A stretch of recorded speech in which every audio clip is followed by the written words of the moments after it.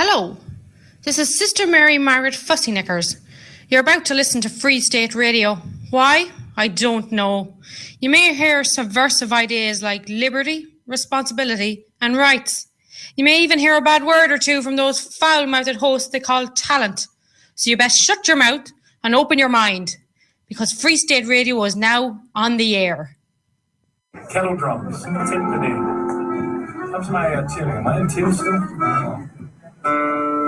This is my little tune. So anyway, many of you know the story. Washington had been burned to the ground, which I think enough for you. Hold on, wait a minute. What's the first one that comes down? If you give me the first chord, I'm okay. The last time we did this was at the Creative Alliance. C-sharp minor. Which one? C-sharp minor.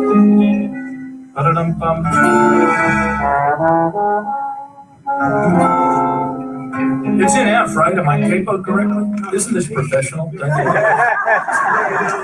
It's an E. No wonder I'm not going to hit it. Oh, I'm good now. All right. 10 seconds. It's on you. Oh, hi. I'm sorry. I'm sitting here looking at the feed, making sure the feed's working. Hi, guys. It's the June 10th edition of Lock and Load Radio. Glad to have you with us. The chat room is jumping already, and we have much to report on this week. And I believe you have a thing you'd like to play. Didn't you make a little? No, I didn't complete it. So. Oh, didn't do your homework. No, we just ran out of time. So I will say it. I will say it now. All right, go ahead. Good evening. Welcome to Lock and Load Radio.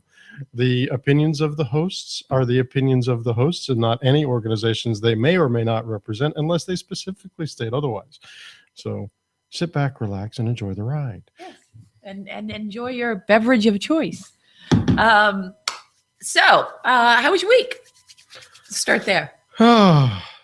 Rather uneventful during the week other than work just being work.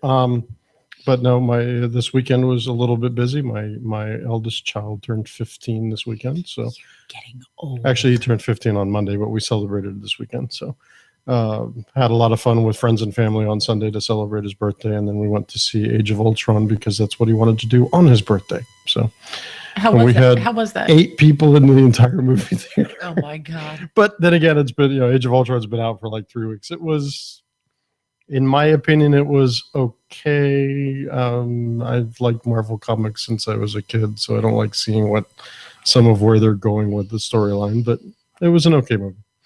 Okay. How was yours? It was intriguing. I don't remember what I did last weekend. My sister-in-law came over Sunday. I don't remember what I did Saturday. I did something, but anyway, I have no idea. What bolts? Oh, I don't know. I believe that's in reference to, I think we may have an article on it, the president's agenda and potential attacks on the First Amendment. Yeah. We're going to get to that. We are going to talk about what happened in Oxon Hill this week. Phil Parenti, who is my brother, actually, but not biologically. He belongs to a fraternity, and I belong to the sister organization, so I call him my brother. And in point of fact, in that fashion, he is. So, I met him when he was chair of the Prince George's County Central Committee, and he's an all-around good guy. And so, you may have seen the post on my Facebook yesterday about what was going on at Oxon Hill High School. And if you didn't, well, stay tuned because Phil's going to call in around 8:30 or before, and fill us all in. We are blurry. Okay. Let me check because we weren't a minute ago. Hold on. I don't know. I don't know. I'm looking. I'm waiting for it to catch up to where you are. Actually, it should be where you are. It doesn't look blurry to me. It doesn't look blurry to me, but then again, I'm looking at the outfeed on me. So yeah, I don't know what to tell you. Keep keep me informed. More importantly, the audio quality is the bigger of the two. So Yes, let me know that's if audio true. quality stutters out. We're using my cell phone for the wireless connection tonight. Yeah, So. we can. We can't really switch without shutting it down and bringing it back we up. can't. But I can. There are things I can do. I can Tweaks. sacrifice video for audio. So. Okay. So anyway, let's see. Had an interview today. That went well. Like I said, they wanted to see you, so that's always a good positive point. Yes, and it was the head honcho, so that was good. It would be an awesome job. I had an interview last week. That went really well. So we'll see what happens. Minute I get a job, sign comes out of the front yard. So I'm looking forward to having a party when that day comes because I'm tired of the phone calls. Can we show your house? No, I don't want to clean it up. Other than that, just waiting for the pool to warm up a bit, and hanging out poolside and wearing out my Fitbit, trying to get my steps in. So some buzzing too. The buzzing was probably when we hook up the computer speakers to the board. There's a little bit of an audio buzz that happens when we have mic 5 open. Okay. So that I can play stuff off of here.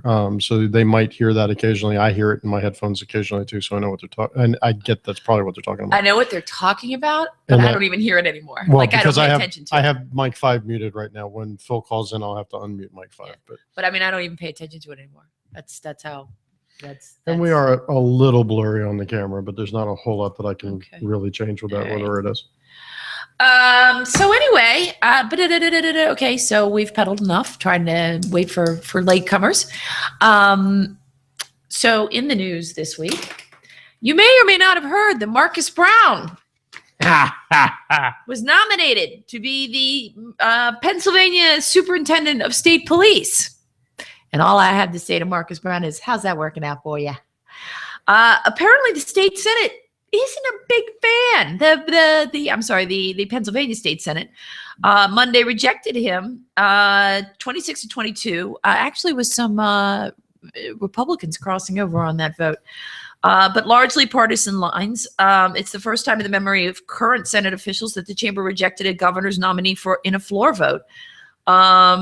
3 Republicans crossed party lines to vote with the 19 Democrats in supporting Brown. Well, of course, they wanted to support Brown. And frankly, I'm going to have to call my cub producer in Pennsylvania and find out what 3 Republicans these were because clearly they're not 2A. So we're going to have to find out more from the Pennsylvania field office. And it will be interesting, too. There's some of the folks on our favorite forums that have talked about it and how it was done. The fact that the governor withdrew his nomination and the Senate apparently said, no, we don't accept your withdrawal. We're going to vote on it anyway, which I think, I don't know Pennsylvania's rules, but I think means he is not eligible to be renominated. I don't. The vote, however, is largely ceremonial, and Wolf said Monday that he would keep the former state police superintendent in the post as acting commissioner, where Brown has served since January. Well, okay, I'm not sure how long you can keep him there, but okay. In a brief statement Monday, the governor defended Brown as having the necessary experience to lead the organization and said Brown has his full support on the job. Brown, 50, has voiced liberal notions of law enforcement that have rankled gun rights groups and troopers in a conservative law enforcement agency that is one of the nation's largest and an influential force in the Pennsylvania Capitol. By the way, you can find this on baltimore.cbslocal.com. Headline is Senate rejects Pennsylvania Gov's police chief nominee, a former Maryland superintendent. And a good toast to the Pennsylvania State Senate. Because as Bolt said, flush it! In March, the state troopers union came out against Brown's nomination after a retired trooper filmed Brown removing roadside signs near his suburban house in Harrisburg that accused him of not earning the right to wear a state trooper's uniform. And you know what? Frankly, if you ain't got that thick of skin, I don't know what the heck you're doing trying to lead a bunch of troopers. Senate Pro Tem Joe Garnati, from Jefferson County, called the troopers' union move unprecedented, and numerous Republicans questioned how Brown can lead the agency without rank and file support. Yeah, apparently it is. Let me find the quote on this. Pennsylvania state troopers are accustomed to leaders being promoted from within, and retired troopers criticized Brown's decision to wear the uniform despite not having graduated from the state police academy, as every trooper must. There's some debate about that, because Democrats noted that four other state police commissioners, Pennsylvania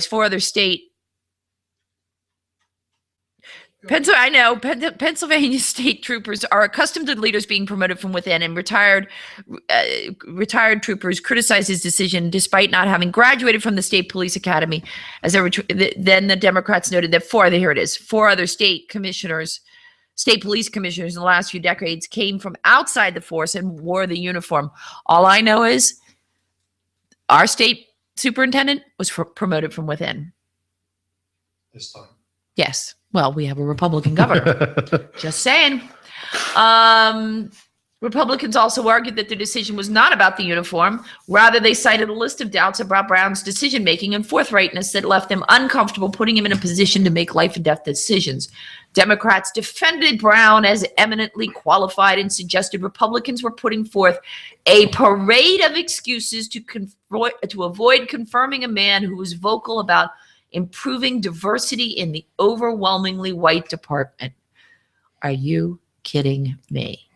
Because I don't ever remember him talking about that when he was our superintendent. So if that's all you got, baby. The Pennsylvania State Troopers Association. Sorry, Rain Man says that I just gave him vertigo. Sorry, I was trying to clean the lens to see if that helps with the focus any. Drink some more, then you'll have less vertigo. The Troopers Association issued a statement calling the Senate's vote the right decision and urging Wolf to quickly pick a new nominee, quote, who possesses a solid reputation that everyone can support. Gun rights opponents also quickly flagged Brown's support for Maryland's tighter firearm and ammunition restrictions signed into law by O'Malley while Brown was police state superintendent. So, yeah. Looks like Marcus Brown's got what's coming to him. Well, stay tuned. We'll let you know. We will definitely let you know. I'm just trying to see where we are. No, it still looks clear. All right. So, yeah. Okay. What else we got? Yes, it's racist once after. Yeah. Well, okay. All right. Yes. Yes. Yes. The diversity angle leads into one of the other articles I believe is in your pile. The one with our dear Baltimore next, and then hold on. In my pile, the constitutional carry for LePage. That's still LePage. Hold on one second. The one from WTOP about Senator Pugh. Actually, I don't think I printed that one out. Hold on. So Senator Pugh, and I don't think I printed it out. I think I ran out of paper, and so I couldn't print it out. So there is a committee, if you will, that is researching police relations. So, Go ahead. WTOP article from June 8th, leaders taking closer look at policing in Maryland. So following the lovely events surrounding Freddie Gray. Speaking of phone calls, I need to make sure that I have the switchboard visible for when phone calls in. That would be good. Sorry, reading an article unblocked my producing job. So there is a joint Senate and House committee has opened hearings into the standards and practices of all 167 police agencies operating in the state of Maryland, examining items such as recruitment, training, certification, and other issues, quoting the article by Dick Giuliano. In its first session, the panel zeroed in on the racial makeup of the major police forces in the state and some of the choice things that we found. So they found, for example, quote, Montgomery County Police Department, 79% white, general population 48% white. Department, 11% black, general population 17% black. Department 7% Hispanic, general population 18% Hispanic. PG County with 45% white, general population at 14.8. Department percentage 43% black, general population 63% black. Go back to PG County. What about it? Police department is 45% white. So largely black. The general, no, I didn't say, it's about, so 45%, the department is 45% white, 43% black, 8% Hispanic. And the population is 14.8% white, 63% black, and 15.4% Hispanic. So there is an article. I made notes on it, and I wrote snarky little comments on it. Now I can't remember which article it was, but seriously. So okay, now you're telling me a couple of choice quotes that we need to bring in though, real quick, before you comment too much. I got it. Okay. Go ahead. So the quote from Senator Catherine Pugh, Yes. co-chair of Public Safety and Policing Work Group. I think it was obvious through the information that we received today that people of color are disproportionately represented across the board in almost every agency from the state to the local jurisdictions. They're underrepresented. And from Delegate Kurt Anderson, one of our Democratic friends from the House Judiciary Committee, who owns a gun. if a police officer comes to a citizen's door and that person is uncomfortable talking to the police, we have a problem. I'm sorry, say that again? If a police officer comes to a citizen's door and that person is uncomfortable talking to the police, we have a problem, Anderson says. Okay. So, and what does he purport that problem is? that's the end of the article. So The committee plans to conduct a town hall meeting on July 23rd where citizens will be allowed to speak out about policing. And the next hearing on June 23rd will focus on recruitment and hiring practices in law enforcement. So I have family that are law enforcement. yes, you do. And just like just about every other job, industry, period, you don't generally pick the race of the applicants that are coming into you. You're not allowed. So it's supposed to be a colorblind hiring practice, Right. Other than affirmative action policies, which is a whole nother topic people can get into. But under equal opportunity, we're not supposed to factor in certain things when we look at people for hiring. I mean, I'm a hiring interviewer for my company. I mean, I'm not a hiring manager. I don't actually make the job offer, but I'm deeply involved in the interview process for people that do work for our company. And I don't care. In the Marines, we learned, I'll keep it reasonably clean since it's before 9 o'clock, but we're all green. It doesn't matter what color. The Marine Corps looks at it and says, you all wear a Purple. green colored uniform. like So I don't care what your skin color is. Right. A certain percentage of what we end up with for our law enforcement representation is going to be simply because the people who apply. There have been attempts before. I don't know the statistics on them. I've looked up some of them, but I don't have them ready at hand here. But there have been statistics before about community policing efforts that have done specific recruitment drives. For example, Baltimore City has done specific recruitment drives to recruit residents and eventually put those residents in the districts in which they happen to reside. And they have failed. They have failed to find qualified applicants. They've failed to find people who want to stay, even when they find a qualified applicant, people that want to stay with the Baltimore City Police Department and stay life members of the department. It's ridiculous. But and I remember a few years ago, the problem was that the police were arresting. The problem was that we had a lack of diversity in arrests. In other words, we were arresting too many black people. Now we don't have enough black cops. Is the way I read that? The way I something right? along those lines, yeah. I mean, and Phil's on hold, by the way. Oh, well then. He's been on hold for about a minute. Well, get him in here. Get him in here. Alrighty, let's see here. And do we have our caller with us this evening? Maybe. That would be me, Phil Phil! Parenti from Prince George's County. The fabulous How are Phil. you doing, Andy? I'm Mike? good. Good evening, Phil. Nice to meet you. So I was talking about you Yeah. at the top of the show, and I have already explained to our listeners that you are from Prince George's County. You are the former chair of the Central Committee. However, you are a resident of Prince George's County. I call it PG because I was born and raised there. I know people say, "Oh, you can't do that." I do it. I was born and raised there. I can do it. Well, now, since you were born and raised here, we'll let you get away with it. You guess. So, but anyway. Yeah. So yesterday you were online and you ran across a post that I put up, and why don't you explain what that post was and just be the field reporter? Oh yeah, sure. Field reporter Phil. That's what we call me. But I anyway, like it. No, I received a notice from a friend of mine yesterday. A real good friend. Happened to be a good-looking friend too on Facebook. Thank you very much. Check out my Facebook post page and tell me what you think. So I went on there and I looked and I see this picture of what appeared to be a black man with bullet holes in him. And it's an effigy that was made by an art department in Oxon Hill High School. At first, I'll just describe it to you for those who haven't heard this story. It's a black man with bullet holes in him and a white police officer standing next to him holding a newspaper with the obituary section. Now, Is that what that was? I didn't realize. I did not realize that was an obituary section. Oh, go ahead. Yeah. So, well, I mean, at first I thought it was an internet hoax. Right. And then I see, wait a minute, that's Oxon Hill High School. That's here in Prince George's And I know the County. guy that put it up. Yeah. Yeah. So now I'm looking around and I see it just about everywhere. There's a lot of people that were outraged by it, as was I. Uh-huh.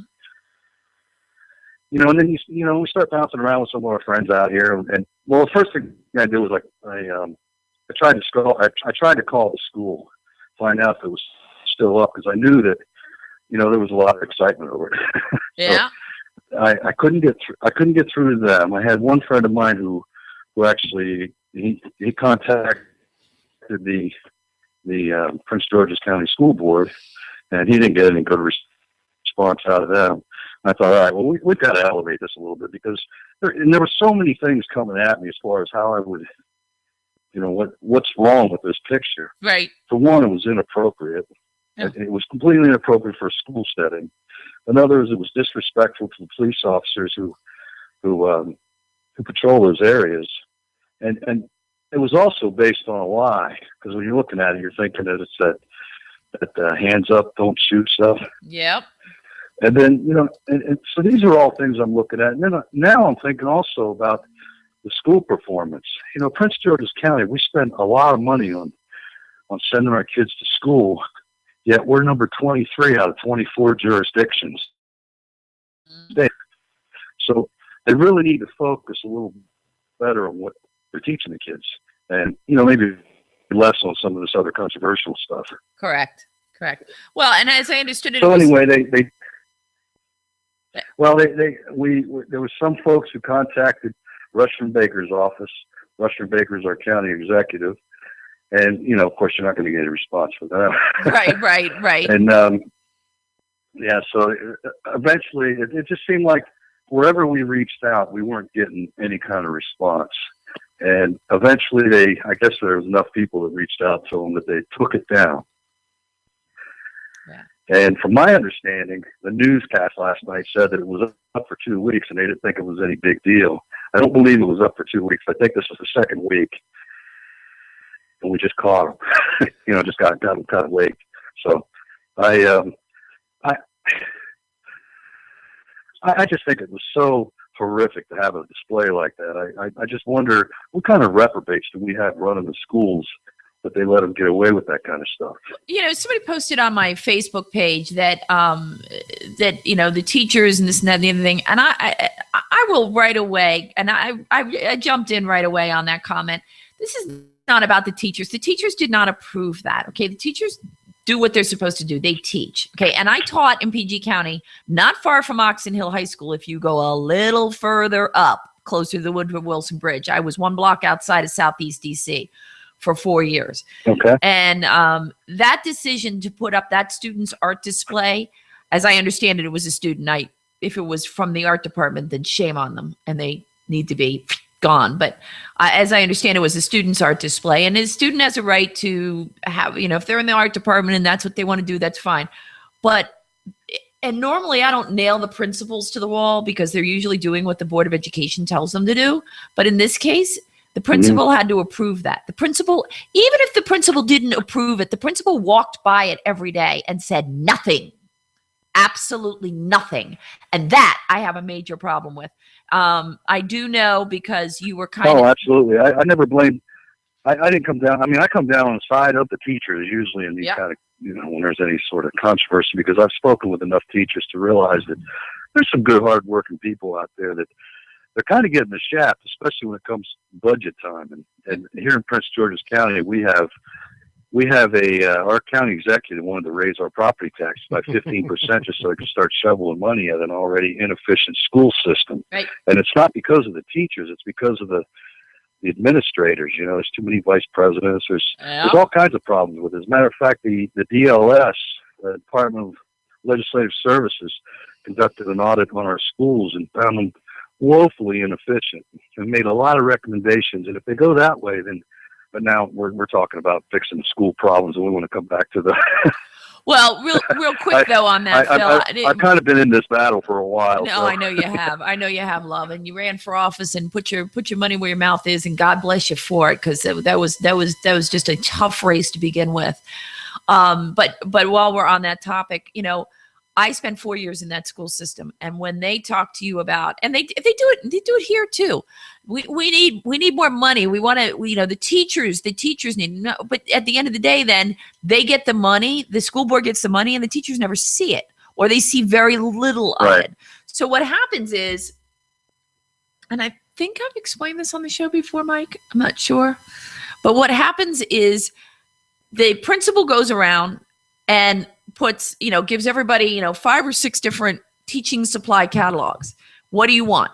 Okay. Whatever your dream wish list is, make it out, fill out the procurement forms, and submit them to me. Yeah, we've talked about that before. Yeah. So then you submit them, and then he or she bases their school's budget based on that, plus whatever other things that the office needs and she needs or he needs as principal. And they submit that as a budget. And then the Board of Education culminates all of that, plus whatever they need to keep their show running, their circus running. And then they say, well, it's for the teachers. Well, the problem is I submitted those procurement forms. I did what I was supposed to do every year. I was lucky to see one thing out of 4 years. I mean, and so, we're going to have to cut teachers. You know what? You're not going to have to cut teachers. You can, there are a ton of other things. You need to cut teachers? Go. You're absolutely right, Phil. Go cut up the Board of Education. But anyway, getting back to what was going on at Oxon Hill.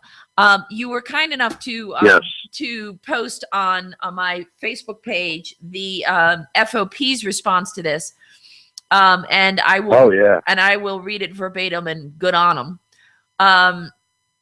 And then I want you to tell me what happened last night on Fox 5 News, because I totally missed it. Brothers and sisters, earlier today, a disturbing photograph was forwarded to the Fraternal Order of Police. The photograph, taken from inside Oxon Hill High School, was of a static display which depicted a white police officer in uniform and an African-American individual with her hands up, with 10 apparent bullet wounds dripping blood from the chest, dripping blood. The blood makes up the red stripes of the American flag. To say the display was distasteful would be an understatement. In a time when relationships between law enforcement and certain communities are strained, this display does nothing to repair relationships.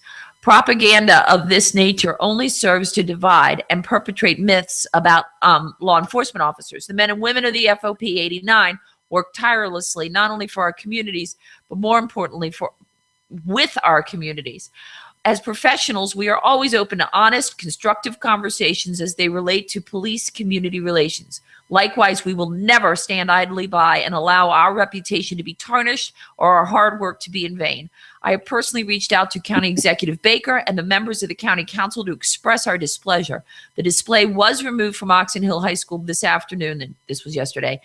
We are professional police officers, and we are not the enemy. We serve our community honorably every day and have made great strides within the community. Please continue to serve professionally and to take care of one another. Fraternally, Dean M. Jones, President FOP 89. And God bless him for it, because, we talk a lot about the police on this show because we are very supportive of them putting their lives on the line.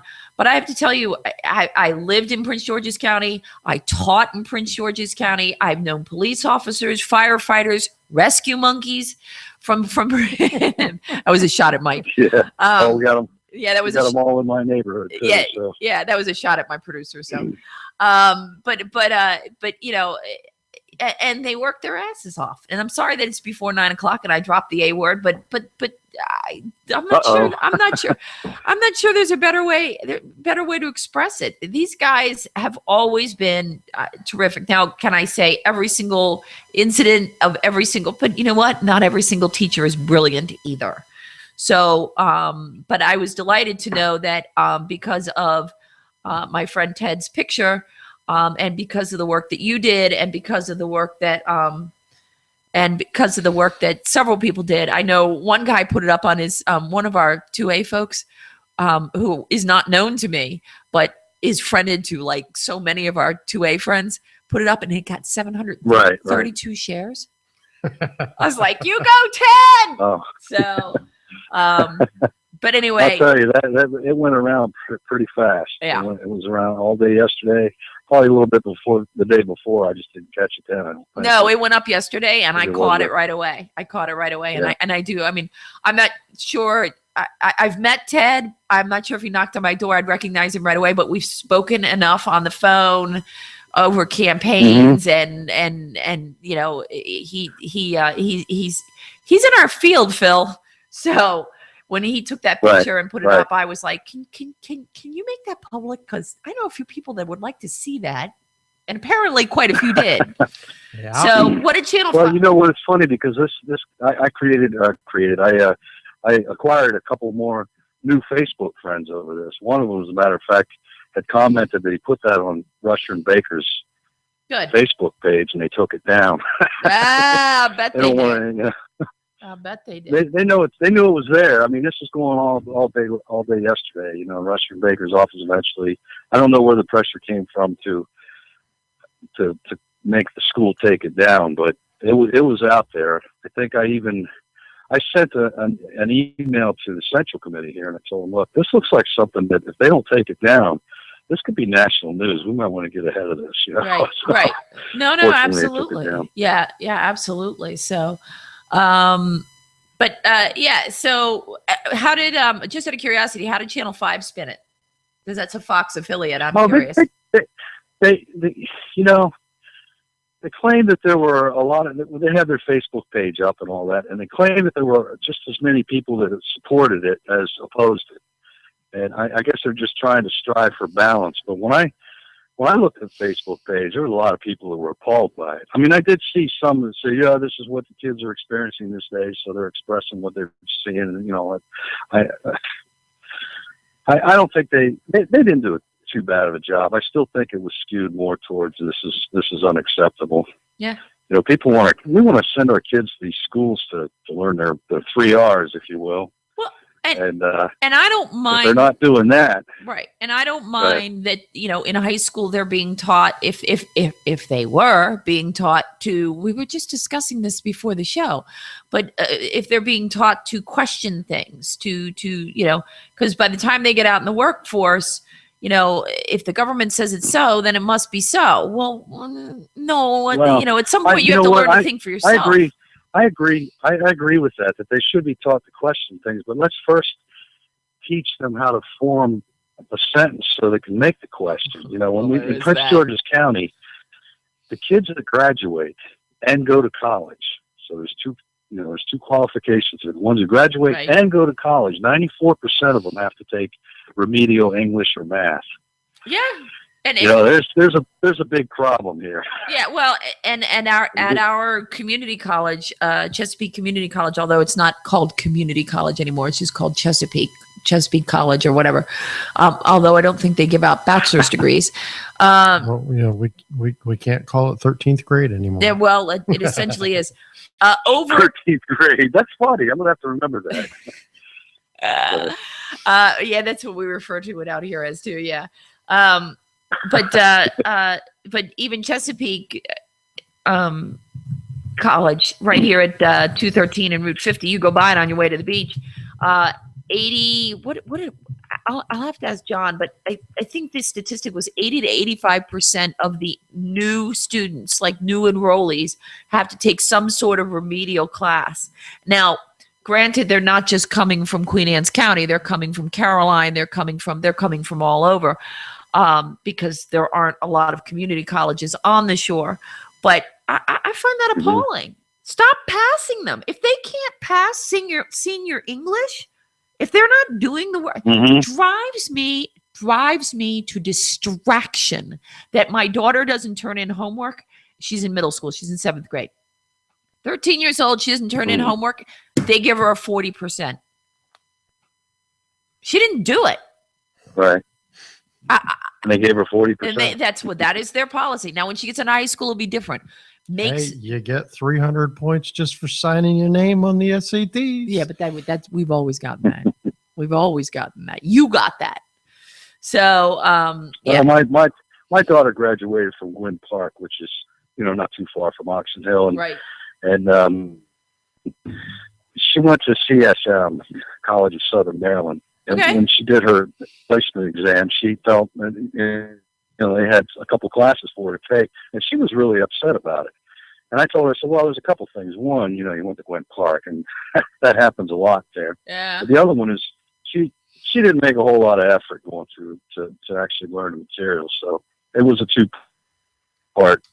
It was failure on both schools, and I got to give her some of that credit too, or discredit, if you will. But I still think that overall, 94%, ouch, that's a lot. Yeah. That was in the Gazette here in Prince George's County. But the thing is, if they're learning all these things, if we have, they're all college prep courses around here. They don't take general subjects, but if they're doing really well with all these school studies, then you can let them branch out a little bit more and express themselves and have art displays and all that, as long as they're tasteful and they're not disrespectful. I mean, what kind of lesson? What kind of message are we sending? Well, when you walk by a display like that, I think you probably ought to have voted in an election before you do a political art piece and have it displayed. You can do a political art piece as a student. I don't have an issue with that. I have an issue with maybe you should be voting and researching before you do a political art piece, and it is displayed for anybody that walks into the building to see. Yes, Mike. I'll differ on that one. All right, hold on. Let me give a little background on you. So, Phil, what you don't know is that no. So, what you don't know is that Mike's kids are homeschooled, and I'm a big fan of homeschooled kids. I wish I had the wherewithal to do what Mike and his wife do with their kids, and I have met his kids, and they are pretty freaking awesome.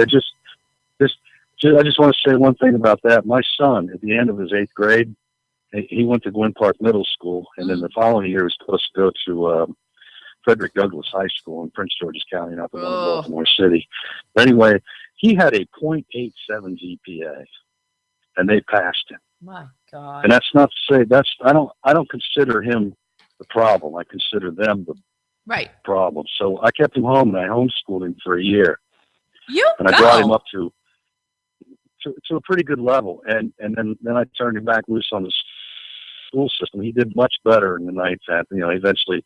He ultimately graduated, and now he's an electrician for Pepco down in DC. So he's doing really good. But I think awesome. that needed to happen. He needed to have that one-on-one to kind of kickstart things for him. And I'm a firm believer in homeschooling as well. Well, Mike, you were going to say, I'm sorry. I just want to make sure background on that. I differ a little bit on the stance of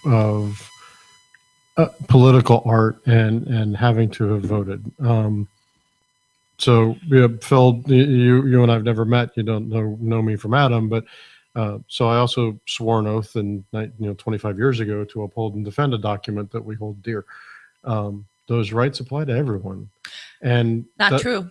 They apply to everyone, and we have some limitations that we place on things for our kids, but to say that they can't have or couldn't represent, I wouldn't say that they can't do that until they voted. I would say that having some level of civics education, and if that's the type of project that they want to do, the art teacher involving others at the school to be able to say, okay, let's talk about the issues underlying what you're doing and why.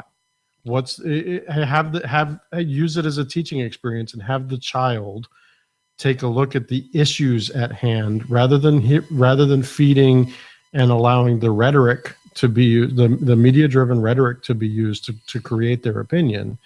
Have them go through and actually do some research to prove, okay, is what you're trying to claim in your art an actual valid point?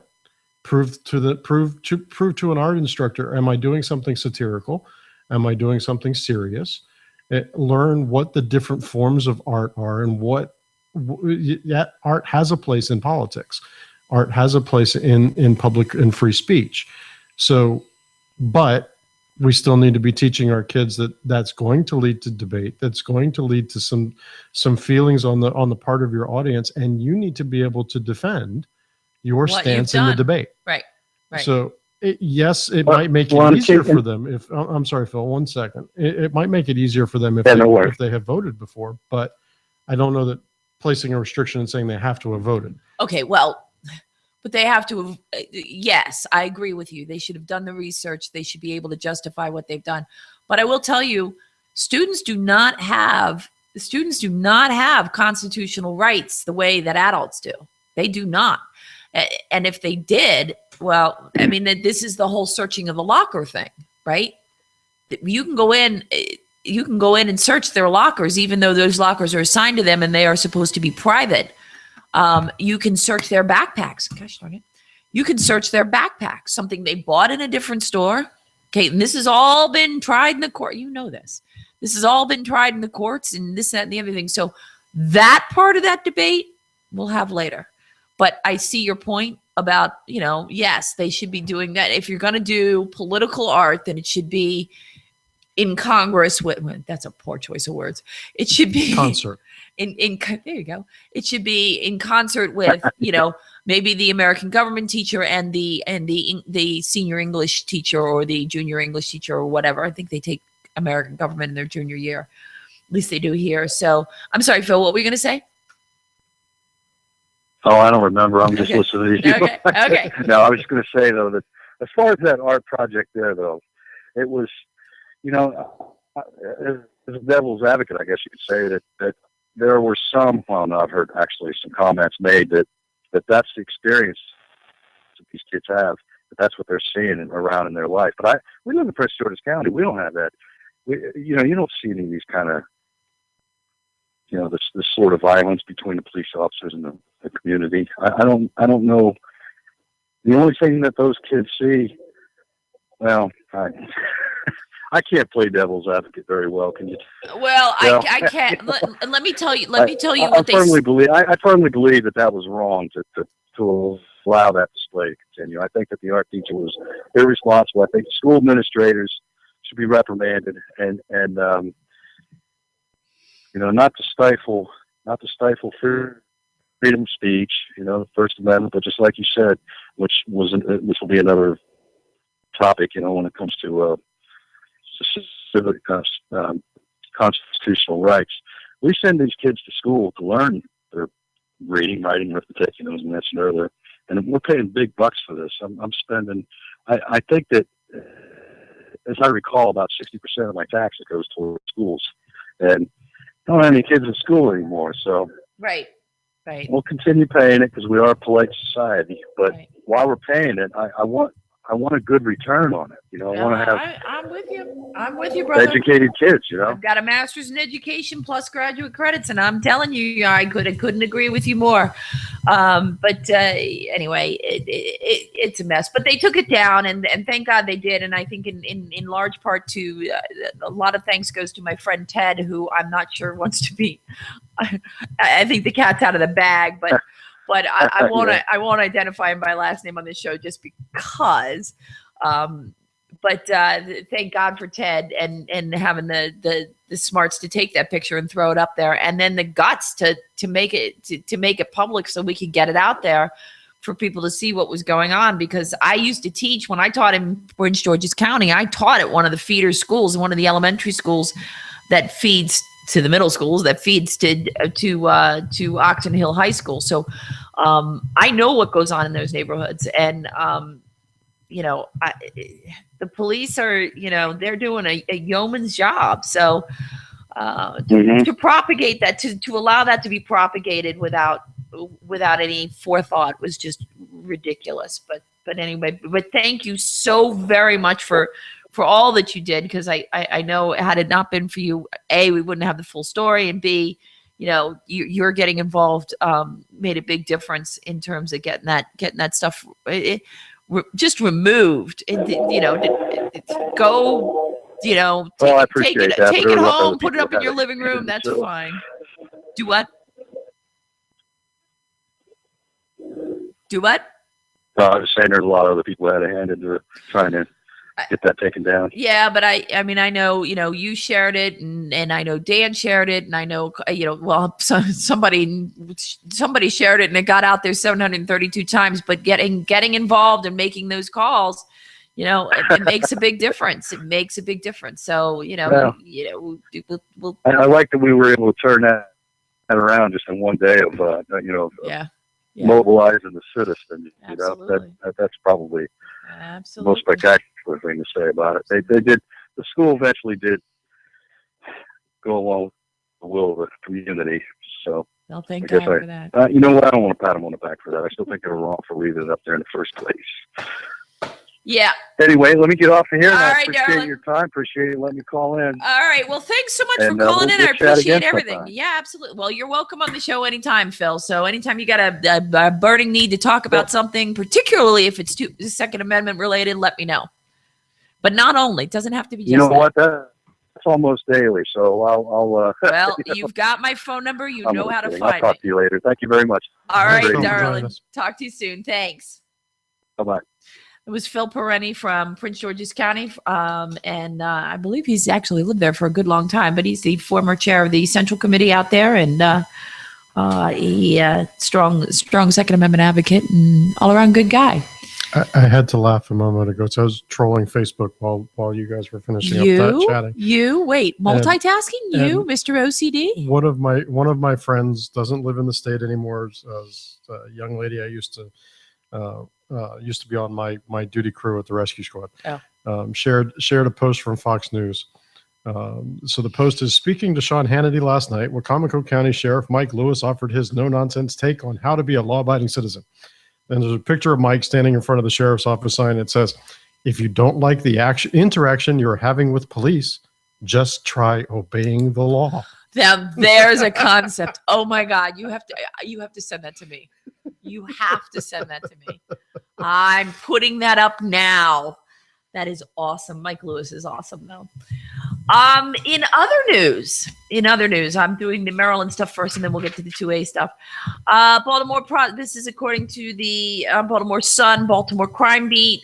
Kevin Rector actually wrote this. Kevin Rector wrote it. Okay. An update. Baltimore prosecutor asked police to target area where Freddie Gray was arrested. Yes, this was published yesterday. An email went out from the office of the prosecutor. Oh, wait, Marilyn Mosby. Asking police to target the intersection with enhanced drug enforcement efforts.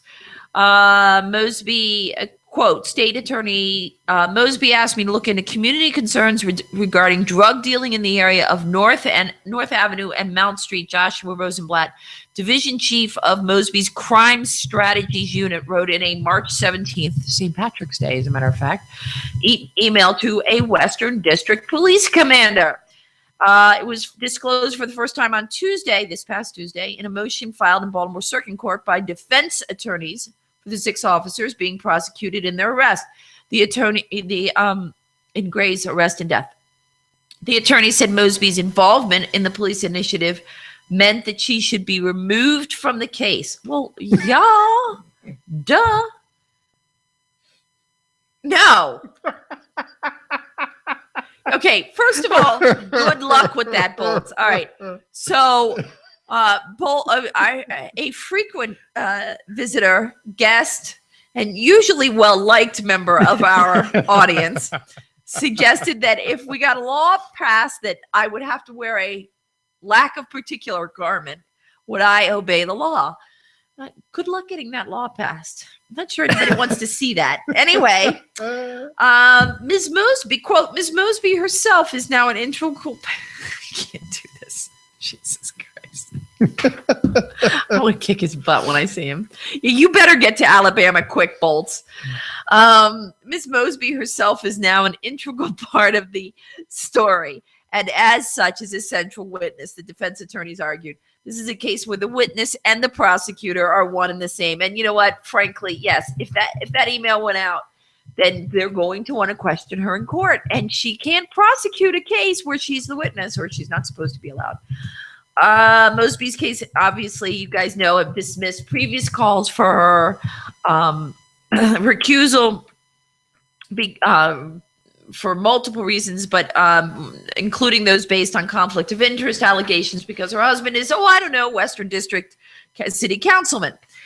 In their motion, defense attorneys show Mosby knew the area where Gray was chased was a high crime location. Quote, it must be understood that Ms. Mosby was directing these officers to one of the highest crime intersections in Baltimore City and asking them to make arrests, conduct surveillance, and stop crime, quote, end quote. The defense attorneys wrote that now the state is apparently making the unimaginable argument that the police officers are not allowed to use handcuffs to protect their safety and prevent flight in an investigatory too much bourbon. Investigatory detention, don't tell daddy, where the suspect fled in a high crime area and actually had a weapon on him.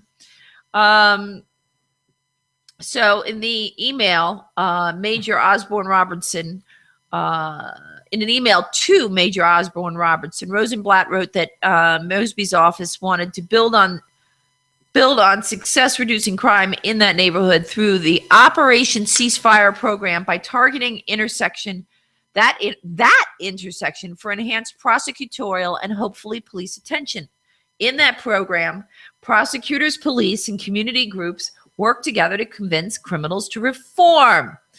Okay, just saying they're criminals for a reason, and usually recidivism is pretty high, but okay.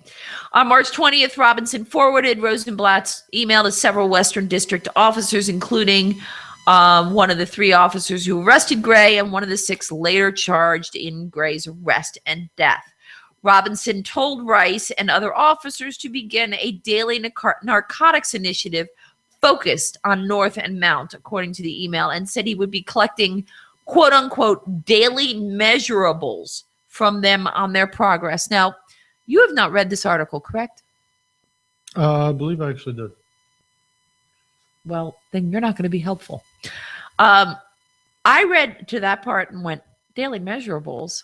Mm-hmm. That, to me, now I'm not police, and I don't know, do you have police in your family? To me, daily measurables means how many arrests? No, not necessarily how many arrests. I know what they say in the article, but that's what I thought immediately. From sources that I have. So from your experience. It's the city of Baltimore, the police department for the city of Baltimore has what, if you were to ever look at an officer walking a beat, walking a post, Baltimore calls a beat a post. But if you ever see a walking officer, there are walking posts in Baltimore all throughout every district. Right. What you'll see in their back pocket looks like a stack of ticket books. They carry a couple. They carry the actual citation book, and then they also carry a contact book. Okay. Every time they talk to anybody, They have to write it they down. fill out a contact sheet. Okay. They get name and phone, name. They ask for an ID. And yes, I know the IDs are not required, and the officers generally know that they can't demand it, but they ask for ID, they ask for name and address, and they fill out a contact sheet for everybody. And the officer has a copy of it. A copy of it gets turned into their district station at the end of their tour. And the individual that was the subject of the contact receives a copy of it also, and is clearly told this is not anything. It's just a piece of paper that says you and I talked. Okay. So it's one of the metrics that they use to show that the officers are out doing Okay. So when what you would read now be called daily, proactive all right. policing. So when you read daily measurables, you didn't intuit that. Okay. Well, I didn't intuit that or infer that it would mean that he's expecting an arrest every day from every officer. Okay. Well, see, this is why I asked.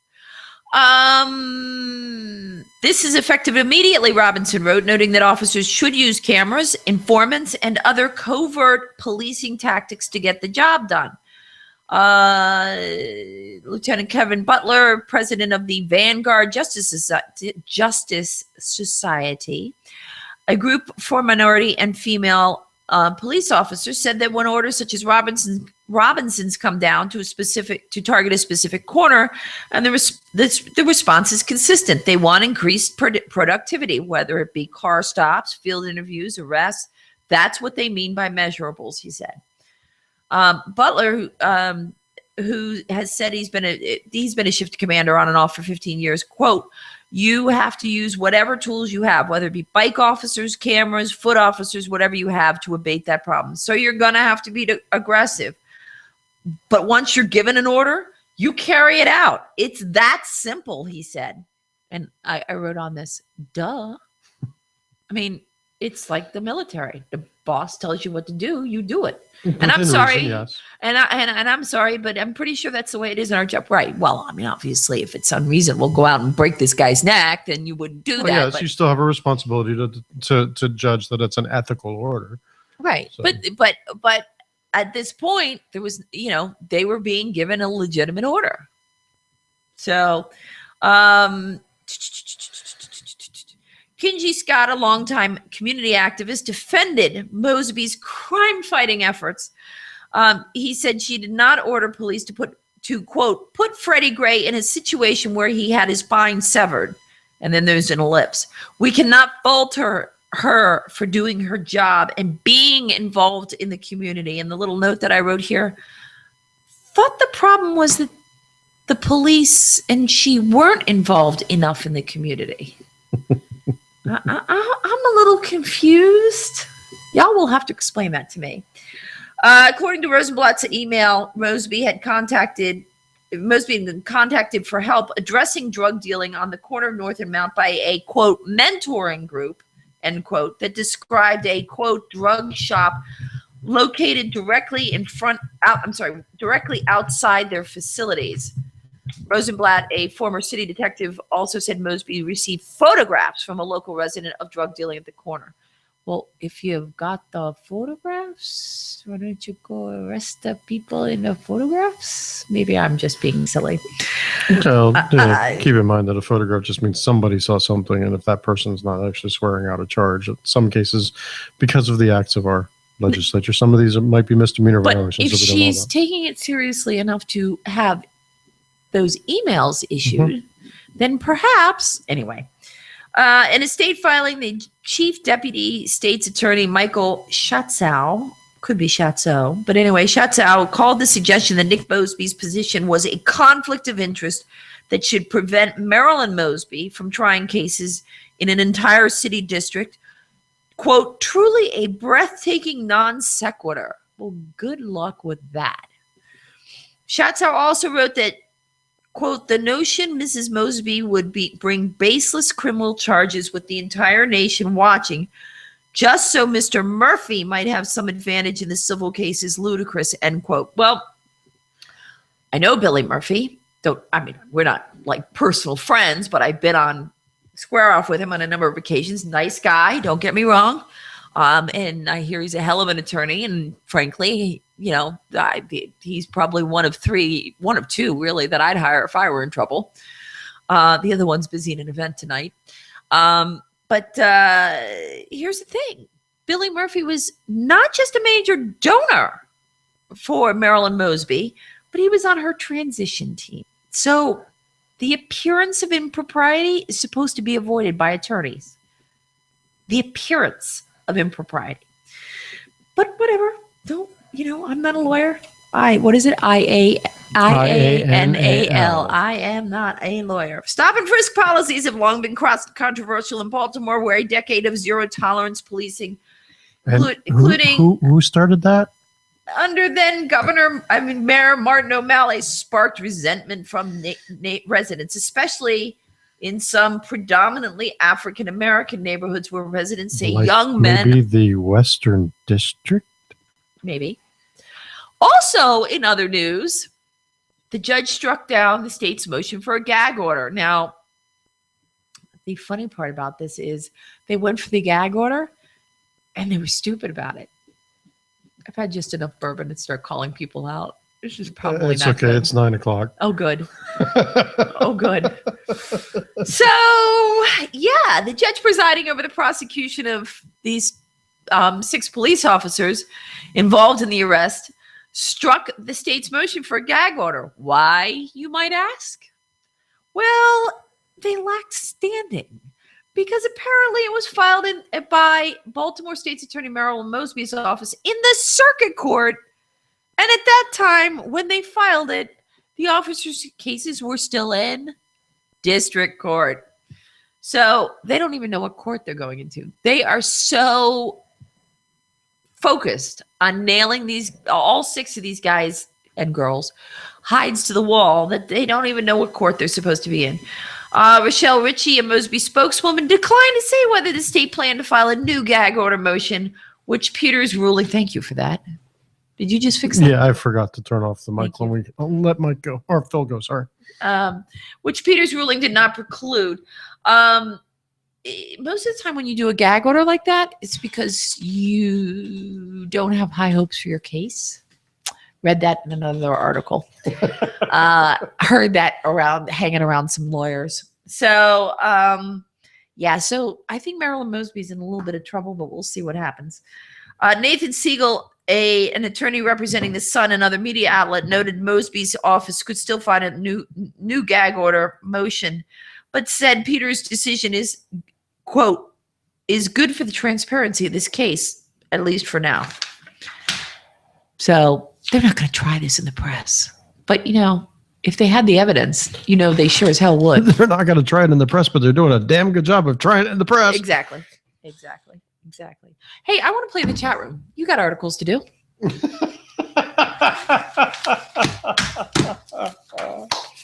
All right, boys, I'm here now. We'll pick which one do I want to do first. Pick whatever. Oh, you should talk about SCOTUS. That's kind of big news. So, yeah. Or it was big news. So we've talked about it on our favorite forums. Jackson v. the City and County of San Francisco. Our favorite forum. I'm being Vanna. Sorry. So hold on one second, just real quick catching up. So yes, EL 1227, it is the same gag order referring to Gray's autopsy results. So the Supreme Court recently denied cert in a case that had been relisted, I believe, 7 times, and hit several different conferences.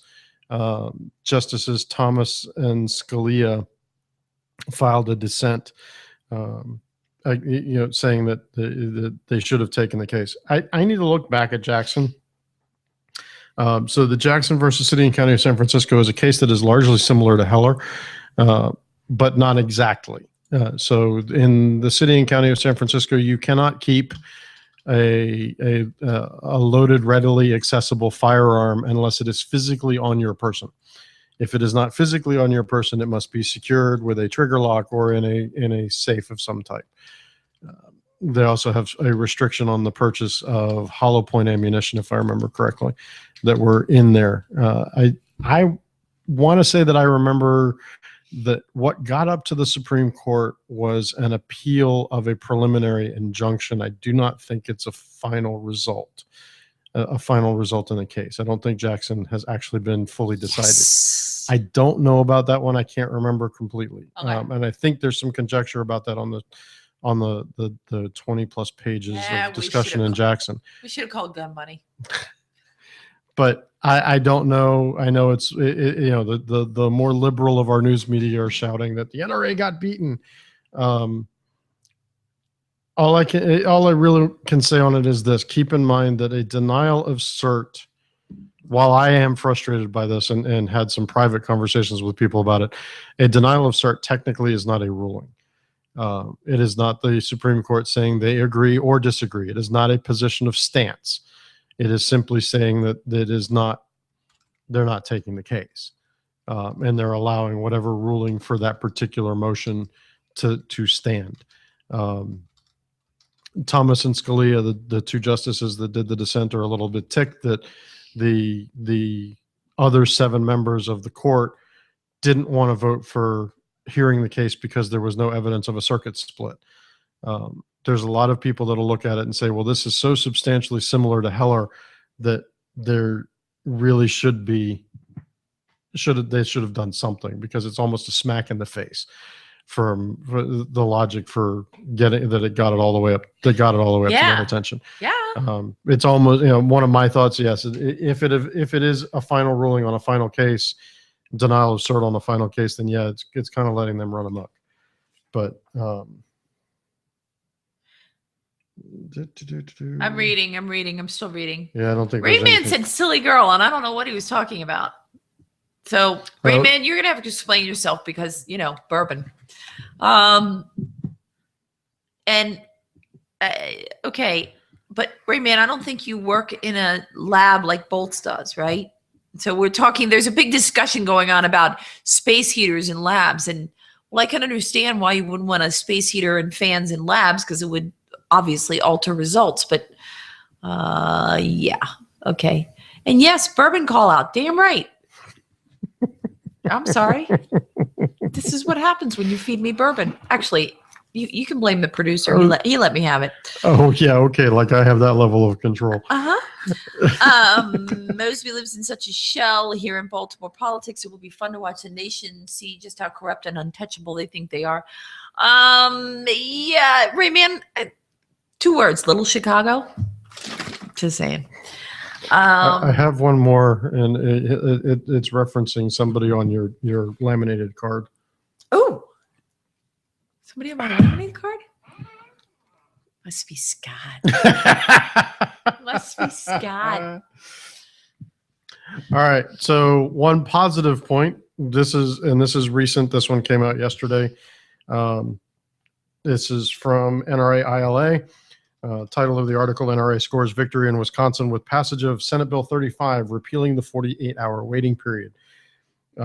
See, this is why he's on my card. NRA-backed legislation eliminating the 48-hour waiting period on all point-of-sale handgun purchases passed in the Senate by a voice vote, headed to Governor Scott Walker's desk, where it is expected to be signed into law. So it's a short one, so I'm just going to read it out. I'm fairly certain that we have permission to read anything we want from NRA ILA. I don't know why. I don't know why either. So, quote, this important measure marks the end of an antiquated law that served as nothing but a needless burden on law-abiding gun owners in the Badger State, said Chris, end quote, said Chris W. Cox, executive director of the NRA's Institute for Legislative Action. Quote, we applaud the state legislature for making the preservation of Second Amendment rights a priority, end quote. Senate Bill 35 repeals a 1979 law enacted to allow, wait for it, time for background checks and to create a so-called, quote, cooling off, end quote, period, for someone intent on committing a crime. Gee, that sounds oddly familiar. I wonder where I've heard also before. oddly familiar in the time frames there. I think they're only about, what, 7 years behind us? I think, wasn't ours 1972? Yeah, like that. So today, background checks can be completed while a customer is in the store, and statistics routinely show waiting periods have no impact on homicide rates. In fact, studies show crime rates are higher in states with a waiting period, dun, dun, dun, like ours, than those without.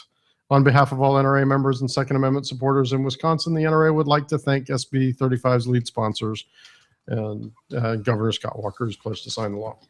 My personal hero, Scott Walker for president. Just saying. And turning the other direction, draconian National Review: The Deadly Consequences of Draconian Gun Laws. I think just about everybody that's still left in here has actually probably commented in one of the threads that's on Shooters, but referencing Carol Bown from New Jersey, Oh yeah. woman who has been trying since. Woman who had a 39-year-old hairdresser from Berlin Township who had been trying since April 21st of this year to obtain a New Jersey permit to purchase a handgun. Just to purchase. Just So to buy the similar damn to us, they have a firearms ID card that is a requirement to purchase a handgun. State law says they are required to get back to permit petitioners within 30 days. Well, gee, she had been trying since April 21st. 30 days would put it somewhere in the time frame of May something or other. Not only did they not do that, but her estranged ex-boyfriend, who is an illegal possessor and a felon, murdered her in her driveway. A couple weeks ago, about a week ago? Yep. Somewhere in there. So, going back to the Brady's and the passage of the Brady bill, which required commercial firearms transactions to have a background check, and New Jersey's draconian ways, similar to Maryland's draconian ways of requiring. I'm sorry. would I'm be- playing with the boys. Okay. Alrighty then. So Poor Mike. no, that's all right. It's been a while since you've been around me drinking bourbon. Hey, Eh. I think the last time would be Dry 85 85. on bill signing day. Yeah, that's So, right too. But I Um, wasn't the only one drinking bourbon. No, you weren't. That was yes, that was an interesting evening. It was an interesting. We had a good time that night. It was 5 of us, I think. I keep getting texted and I forgot to check. So one other interesting one. This is one you must have found because I didn't. Friday, June 5th, from cjonline.com, the Topeka Capital Journal. A federal judge, get this, tosses out Brady campaign lawsuit against Kansas gun law. So the Brady campaign attempted to sue Governor Sam Brownback over a 2013 law that creates a felony charge for individuals enforcing federal gun regulations. So the state of Kansas is one of those states that decided, hey, we are a sovereign body within this incorporated environment called the United States of America. And within our borders, we're not going to allow federal officials to enforce laws for strictly Kansas-based manufacturing, Kansas-based transfers, that kind of thing. The Brady campaign sued. And the Judge Julie Robinson in U.S. District Court, says, quote, Brady campaign lacks Article 3 standing to challenge the Second Amendment Protection Act in this lawsuit because it has not shown that enforcement of the statute inflicts an actual or imminently threatened injury on any Brady campaign member. Refused to consider the merits of any of the charges. Going on to, let's see, the law states a personal firearm, a firearm accessory, or ammunition that is manufactured commercially or privately and owned in Kansas and that remains within the borders of Kansas is not subject to any federal law, treaty, federal regulation, or federal executive action. The Brady's apparently tried to cite the Supremacy Clause saying that federal law trumps. They whine. Go ahead. And Robinson wrote back that as the plaintiff, quote, must be suffering a continuing injury or be under a real and immediate threat of being injured in the future, is one of the reasons why they didn't have standing. Let's see. She goes on to write, Brady campaign does not claim that any of its members have suffered an actual injury from a, quote, Kansas, end quote, firearm or any other weapon as a result of the act's enforcement.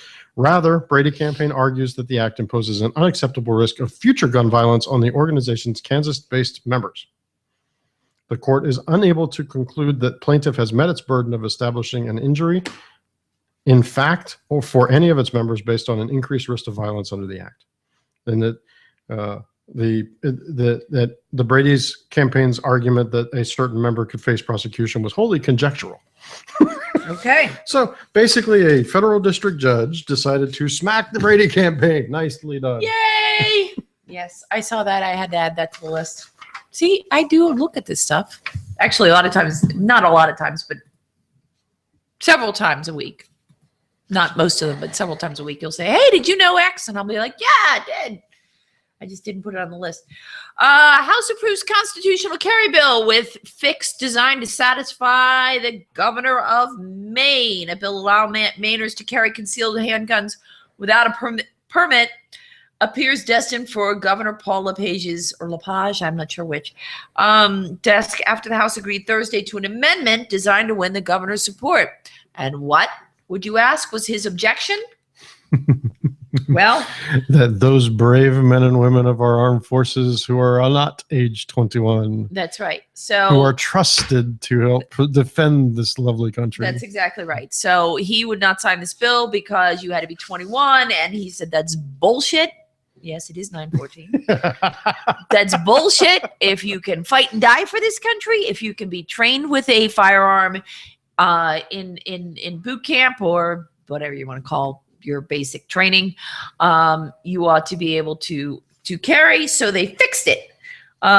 He said he would not apply a bill that did not apply to all adults in the military. In a vote of 87-60 on Thursday, the House concurred with the Senate.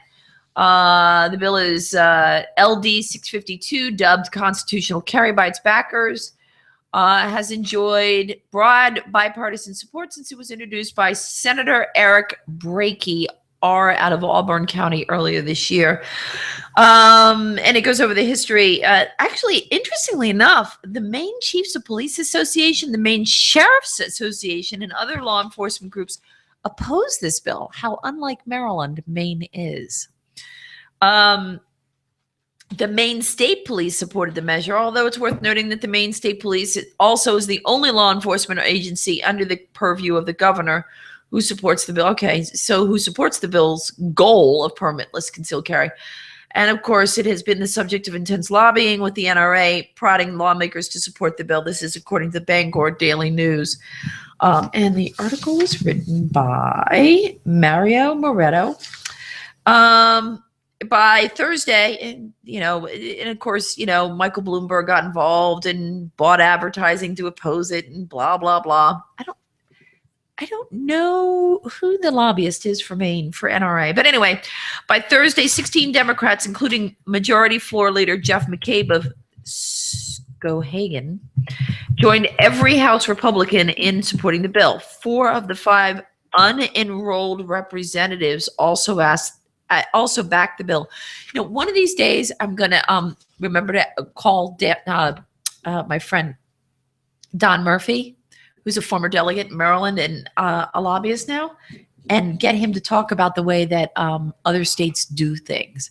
Because I don't know what 4 of the 5 unenrolled representatives means. I have no idea. Anyway, they backed the bill.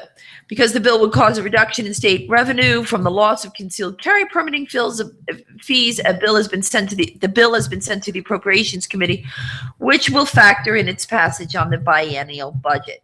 If the governor signs the bill or allows it to pass into law without his signature, as expected, Maine would become the 2nd state in New England to allow permitless carry. Vermont has never required a permit to carry a concealed gun. It's probably one of the few things I like about Vermont. Oh, it's a beautiful state. Yes, it is. I meant legally. So, yeah. Okay.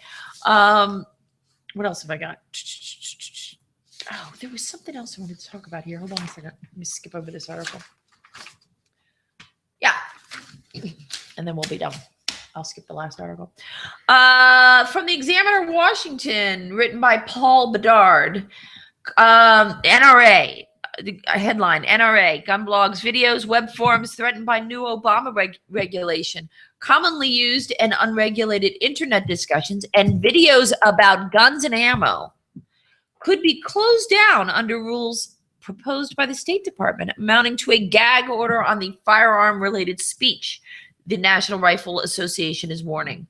So what this is getting down to is they are saying the state is demanding that anyone who puts technical details about arms and ammo on the web first has to get the approval from the federal government. Does that make you feel good? Or face a fine of up to $1 million and 20 years in jail. So Mike, as producer, you know, if this passes, nobody can talk about reloading on this show. Well, nobody could talk about the details of reloading, yes. Oh, that's okay. We couldn't talk about the details of the, you know, the most common sporting, well, I hate that term, the most common semi-automatic rifle in the United States. According to the NRA, that would include blogs and web forums discussing technical details about common guns and ammunition. Gunsmiths, manufacturers, reloaders, and do-it-yourselfers could all find themselves muzzled under the rule and unable to distribute or obtain the information they rely on to conduct these activities, said the NRA in a blog posting, which I did not pull up. But the bottom line is the story that I've told about learning to reload. Yeah, apparently I wouldn't be able to talk about that anymore, so maybe I should talk about that some more now. Quote, this latest regulatory assault published here in the June 3rd issue of the Federal Register is as much an affront to the First Amendment as it is to the Second Amendment, warned the NRA's lobbying shop, which would be the NRA ILA. But anyway, your action is urgently needed to ensure that online blogs, videos, and web forums devoted to the technical aspects of firearms and ammunition do not become subject to prior review by State Department bureaucrats before they can be published.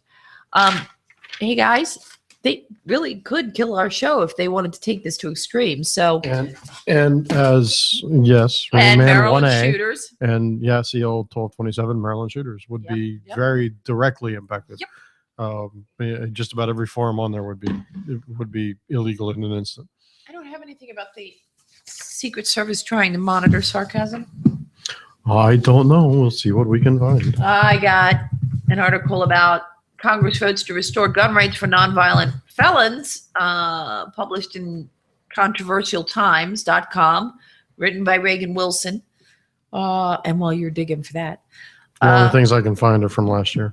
Okay, so we won't worry about that. But anyway, on June 3rd, the Congress voted overwhelmingly in support of a move that would allow felons to have their gun rights restored after completing their sentences. Congressman Buck from Colorado, go figure, introduced an amendment to the Justice Department spending bill that would put in place the proper mechanisms for felons to apply to have their firearms rights restored.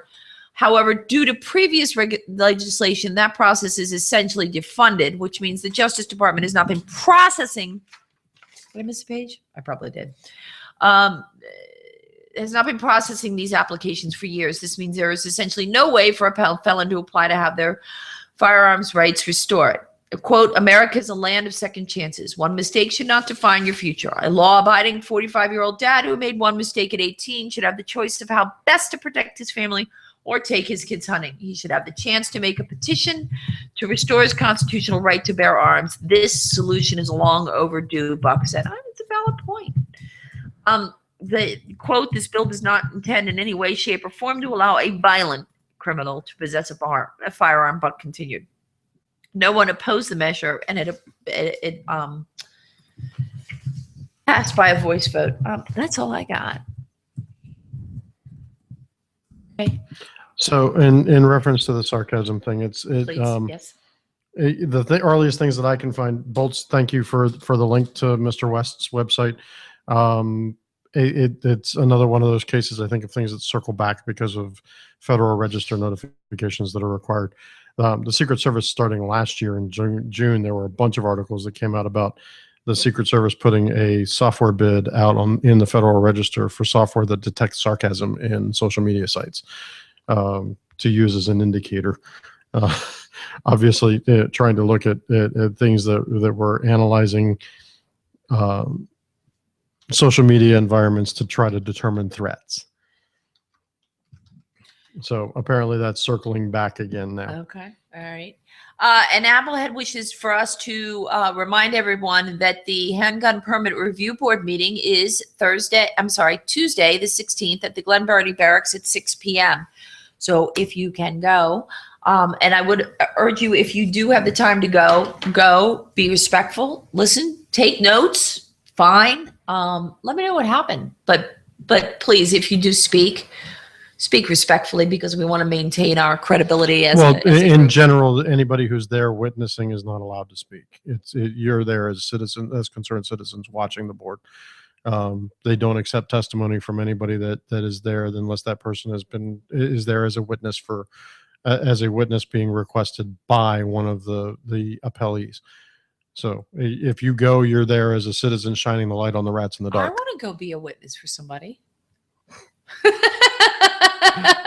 So Bolts, I want to circle. Has to be somebody I know, though. Yes. Yes. Well, that would kind of go without saying. Well, Bolts, just to circle back, if you actually click on the link from Mr. West's article, so Ashley Edwardson wrote for the AllenBWest.com website on June 10th about you see the U.S. Secret Service is advertising on the Federal Business Opportunities (FedBizOps) website for developers who can create software that will detect sarcasm on social media. I kid you not. If you click the link right there, it actually goes back to a synopsis that was posted on June 2nd, 2014 and changed on June 11th of 2014.